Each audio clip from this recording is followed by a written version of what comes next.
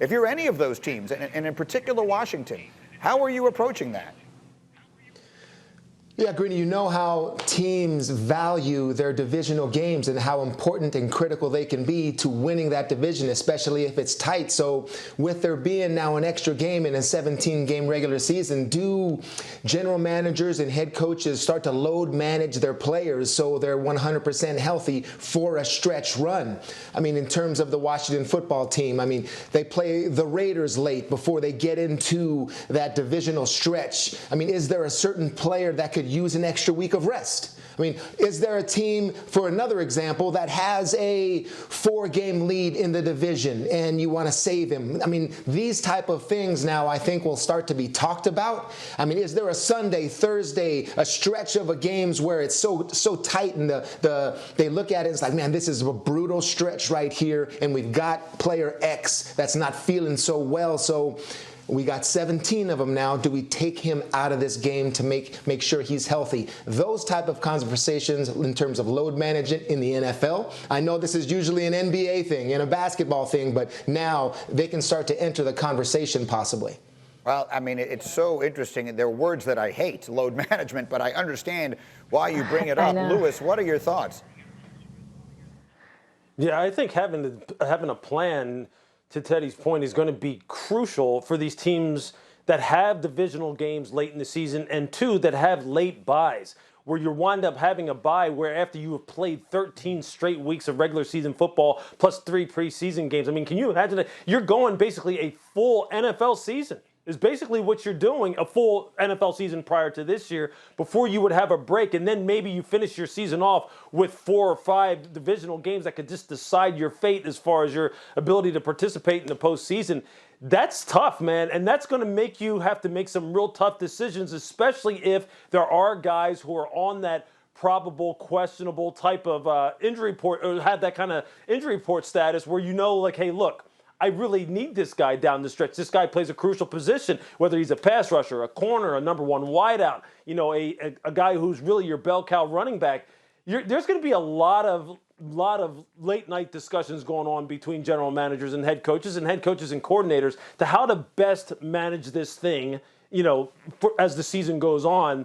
Again, in particular for those teams that had those late November type of buys, which I just think, you know, for the NFC East in particular, when you look at Philly's schedule, that's brutal. I can't imagine playing that many games, going 16 weeks, 16 games, if you can count the preseason and not having a break.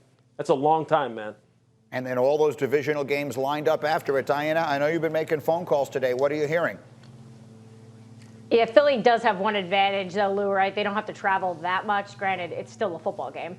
But just talking to a player over text message about this topic, he just made a very simple point. He just said it's another week where we can get injured, right? So it just actually made me think about last season when, obviously because of COVID-19, we saw no preseason games. And do you just remember how absolutely thrilled players were?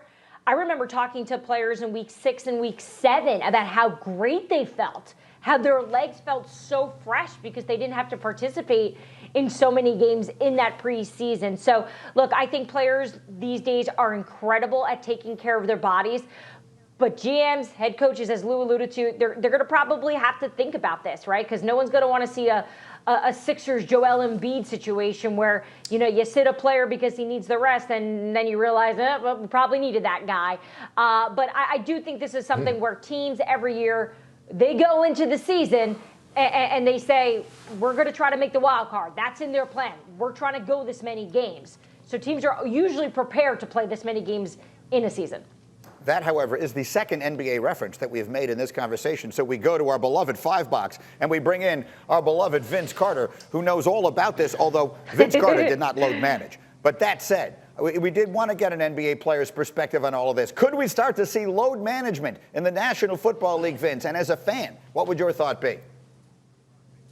I mean, as a fan, I'm a Bucks fan. Sorry, guys. Sorry, kid.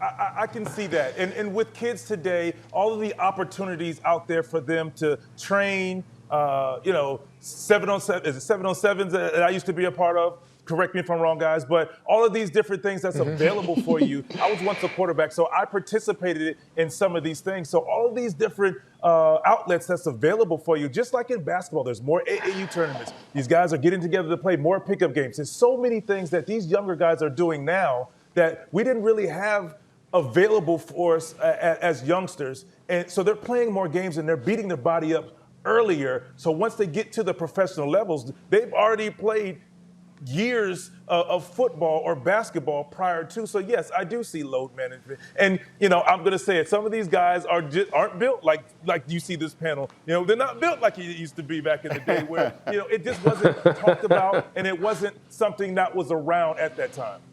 Speaking of which, Lewis, I'm just watching you listen to this, and I'm thinking, what would you do with Vince Carter? He played a little football growing up there. Where are you putting him? Where on the field are you putting Vince Carter on your roster when you're building one? Come on, look out for your boy. I'll tell you what, Vince Carter is playing the X position, and anytime we need a first down, I'm just throwing it up. I'm saying back shoulder, baby. just go and get it. I don't care if he's covered, just throw it up. He's never covered. I need him in my free safety. I need him behind me. I'm playing defense, linebacker, put him in free safety. That's my center fielder right there, Lou. Listen, back in the day, they would play both ways. He could do both.